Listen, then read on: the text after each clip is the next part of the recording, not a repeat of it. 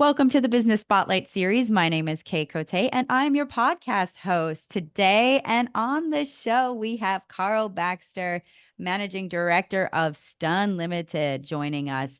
Today, we're going to learn all about his business, his journey to business ownership, and best practices he's learned along the way. If this is your first time on our channel, be sure to like and subscribe to get notifications when we drop episodes like this.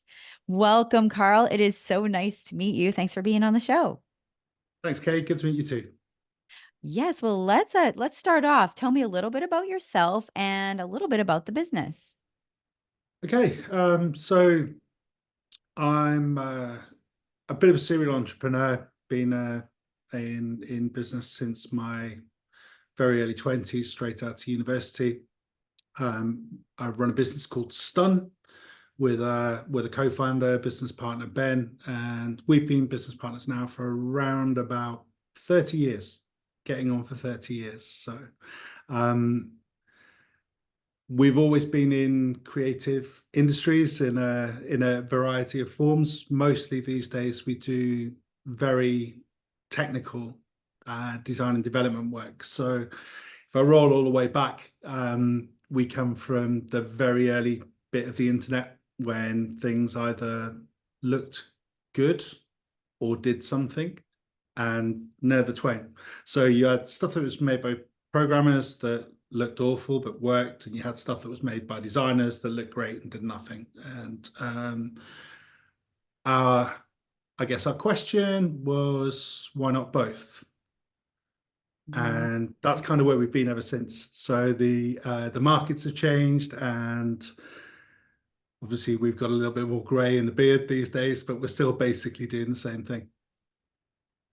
That is really cool. Well, I kind of want to dive in because like you said, you've had a journey a little bit through your life with a variety of different businesses. Can you tell me about a recent journey that you've experienced?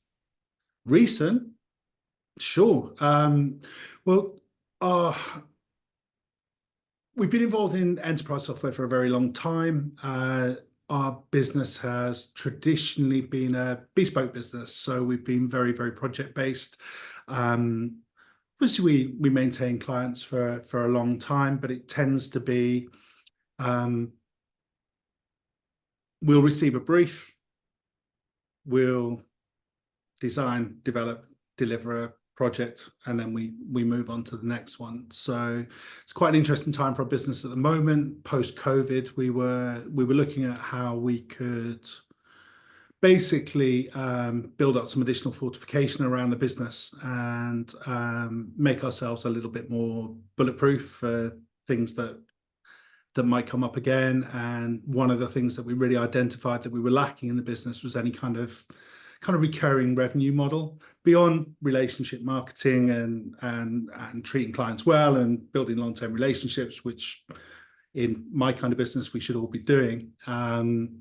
We still lacked guarantees around revenue. So at the moment we're going through a big pivot where we've collated 10, 12 years worth of really good IP and building that out into more of a platform and a licensing model where we can basically shore up the foundations of the business and enhance what we're doing on a project basis. Oh, okay. So, you're going through this pivot. So can you go in a little deeper about the licensing model that you're working on or the platform that Yeah, you're working on? sure, Yeah. sure. So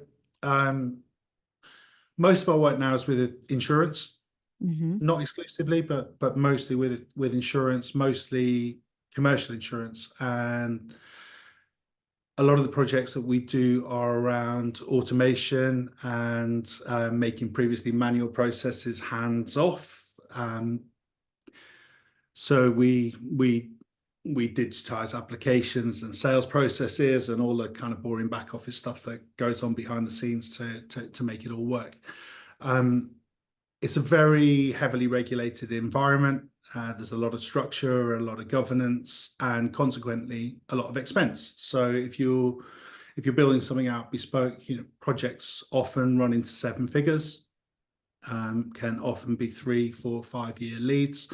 And with the speed that tech is moving now, and I guess the access to those kind of budgets, what we tried to do is just bring all of that IP together to kind of democratize it. So we've built it's not a SaaS platform, but what it does is takes out maybe 2, 3 years of grunt work to get you to the same end result, and obviously takes out that 2, 3 years grunt work worth of cost. So rather than us building a project and handing over code or taking stewardship of that code, what we do instead is we've built it out into a product, and we maintain stewardship of that product and configure it and enhance it and tailor it for individuals. So in the tailoring world, we've gone from Savile Row bespoke to finishing on the hems, I guess is probably a Okay. decent analogy. So it's still built for you, but it takes out a lot of that heavy work behind it. What it means Mhm. for us as a business is it widens our market.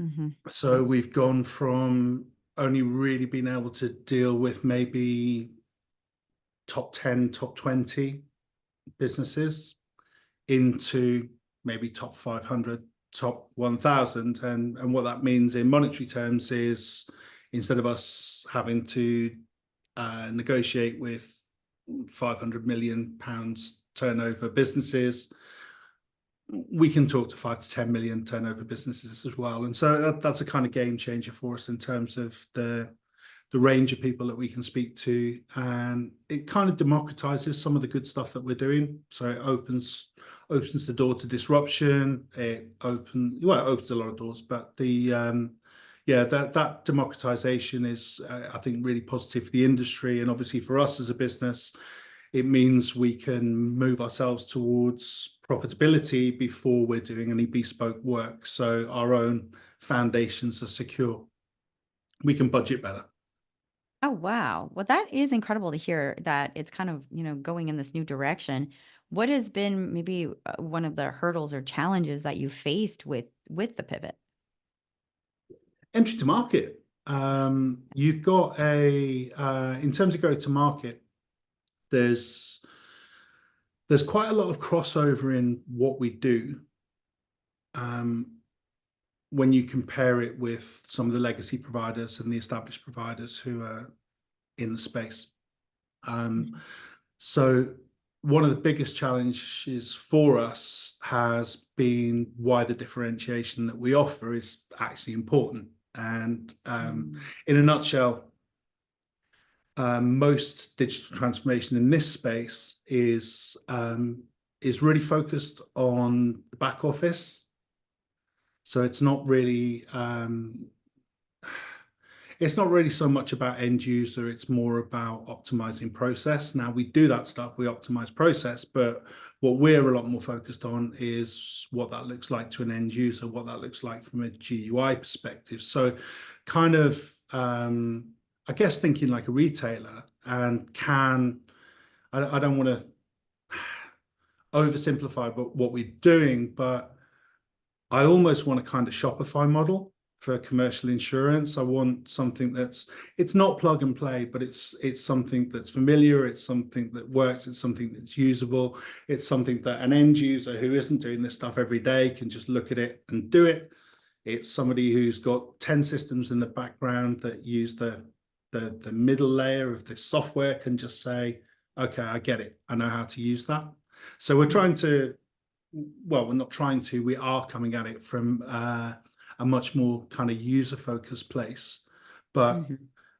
when you've got an industry that traditionally is run off spreadsheets, and it's traditionally run off KPIs and MI, to actually get people to shift that focus and go, right, okay, let's not just think about your business, let's think about what your end user needs beyond your product, and this is what we can serve. So we're not really just disrupting what's out there with the software offering, we're also have the challenge of really making people think about beyond their core product and about the actual customer. So that's a real challenge. You know, that's because um, it's not really brand new in the space, but it's certainly new to the conversation in the at the level that we need to be dealing with. That makes a lot of sense. And so, kind of looking at that, how are some of the ways you're looking at marketing this or talking about this to gain, that understanding from people? Yeah, it's a challenge. Obviously, B2B sales generally is it's difficult. You've got to, some of the decision matrices, and you can the larger businesses, you can find contradictions within those businesses about what and where priorities are. So we when we first launched the product, we were very much talking about it as its kind of all-encompassing nature, that kind of Shopify analogy. It does Hmm. the front end, it does the middle bit, and it does the back end, and that brings us back to that differentiation challenge. So what we try and do more of now is we talk more about the gaps. So Okay. some people might be, we can see businesses. You look at somebody's website and go, right, okay, these guys have got it going on the front end, Hmm. but we know enough about what's going on in market. We can see what's behind the scenes and say, right, but we know there's a problem behind the scenes because they're using this piece of technology, and therefore we know there's a bottleneck there. So we will approach people individually on a kind of an account basis and say, right, we're assuming this is your bottleneck. Or conversely, we'll see there's a whole lot of automation and back office automation because the people who are involved in business. We can see who they're talking to, and as we all can these days with LinkedIn and just access to code, and you can see workflows within what people do. And we go, right, okay, Hmm. you've got a gap here on the front end. You're doing nothing for your customer. Yeah. So let's talk about the customer journey here and not worry so much about can we automate how you're talking to an insurance carrier. It's very much account based. It's Hmm. very bespoke, very targeted. Which again, it's labor intensive. It comes with its challenges, but at least you're not having kind of round the houses conversations looking for hooks within a massive suite of really complicated and high performance software. Yeah, it sounds like you're bringing something really unique to the industry. I think You know, so. yeah, I think that's incredible, especially like finding that sweet spot of like what you do and how to communicate that. So Yeah, I'm excited to see that journey. Well, let's dive into a fun part of the conversation I call the rapid fire questionnaire. And so this is 4 questions geared and to answer top of mind, first thing that comes to mind. Are you ready for some rapid fire? I am. All right. First question is, what is a key to success for you? Governance. Hmm, do that's a you great want me to answer. do you want me to expand on that, or is that rapid fire That enough? is a great one. uh, what is one piece of advice you have for other business owners? Get on top of your governance. Genuinely, I will expand on this a little bit. I've been in business a really long time, and getting the getting the right side of the balance sheet, putting the right financial structures in place, having the right HR policies, being on top of taxation, having the right accounting schedules, having the right information at your hands when you need it.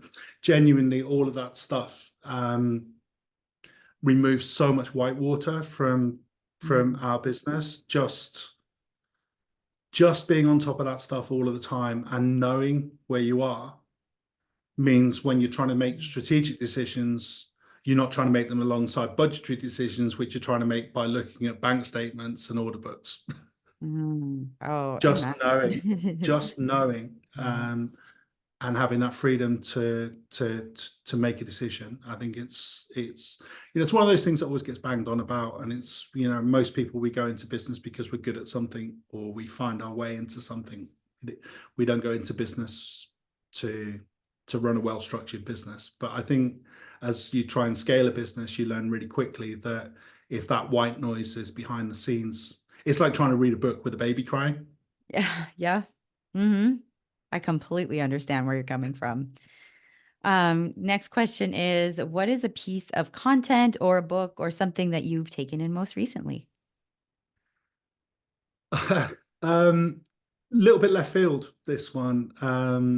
Book that I'm really into at the moment is Power of Now by Eckhart Tolle. Mm-hmm. Yeah, yeah, yeah, yeah. I read a lot. I commute a lot. I drive about 1,000 miles a week. hmm So my car's a bit of a university on wheels. So rather than sitting listening to music or listening to the radio, I tend to just delve into audiobooks. So my library's really diverse. If I'm wide awake and really in the mood for it, it's kind of psychology and maybe some stuff around business, some stuff. hmm I speak French, so I top up on my French or whatever. Um, but then I think it's really important to kind of ground yourself away from work as well, and things like The Power Now, and it's just it's a great book, and I meditate a lot, and it resonates with me. So yeah, it's something that I come back to really regularly. I really like Eckhart Tolle's stuff too. I've heard him Yeah, on a few podcasts and yeah, pretty sold. yeah. And the last question is, if you could magically overnight wave a magic wand and change one aspect of your business, what would it be? It would be our sales and marketing. hmm Um, and this is something I am trying to wave a magic wand on at the moment anyway, is because the nature of our work is so bespoke, and the way that the market is targeted is so bespoke. um, Finding ways to make more predictable pipeline would really help me with my medium to long term planning. And if I could, if I could get it down, it never will, but if I could get it down to more of a spreadsheet exercise where it goes 50 turns to 20, turns to 10, turns to 5, rather than 50 turns to nothing and 50 turns to 6, then, hmm then I'd be in a much, much better place. Oh, well, thank you so much for those answers and the transparency. This has been such a fun conversation.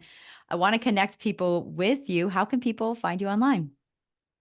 You can find me through LinkedIn. It's just /Karl Baxter UK. Nice, easy one. So LinkedIn's a good place to connect with me personally in terms of getting hold of the business. There's two websites: core business, Stunn.co.uk, and that pivot we were talking about can be found at completebroking.com. Wonderful. Well, thank you so much, Carl. For our final question today, what is most inspiring to you today? That's a good question.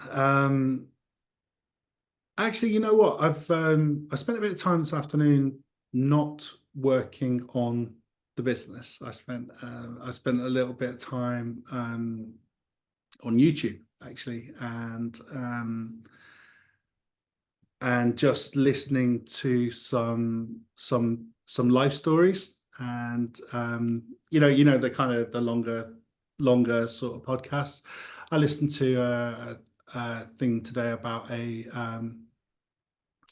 guy who's an undercover police officer, now retired, and an author, and kind of his journey through military and policing. And I found it great. As the guy is now 70 years of age, kind of looking back on it all, and clearly enjoyed what he'd done. And yeah, I found that really inspiring to kind of get to the end of the working career and have enough to write a book about. Oh, that's incredible. Well, thank you for sharing that. This has been a great conversation. Thank you again for being on the show. And again, to all our listeners, definitely check this episode out a couple times through and be sure to like and subscribe for more content like this. So thank you so much, Carl, for being on the show. My pleasure. Good to meet you.